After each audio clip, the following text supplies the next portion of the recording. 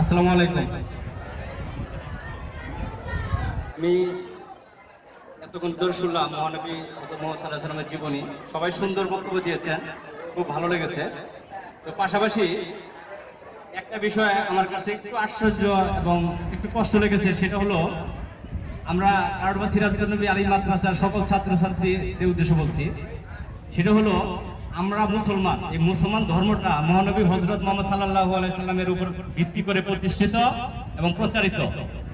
যাকে সৃষ্টি না করলে পৃথিবী সৃষ্টি হতো না।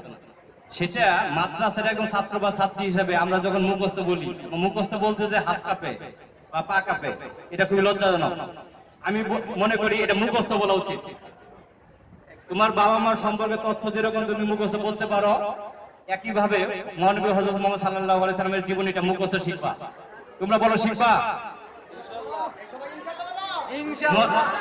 মহানবী হযরত মুহাম্মদ সাল্লাল্লাহু আলাইহি ওয়াসাল্লামের জীবনী তোমরা মুখস্থ করবা? 12 রবিউল আউয়ালে যে অনুষ্ঠান হবে, সেই অনুষ্ঠানে এই যে জীবনী হযরত মুহাম্মদ সাল্লাল্লাহু আলাইহি সাল্লামের জীবনী, সেটা আমরা মুখস্থ বলবো ইনশাআল্লাহ। সেই প্রতিজ্ঞা রাখি। ঠিক আছে? সবাইকে ধন্যবাদ। আসসালামু আলাইকুম।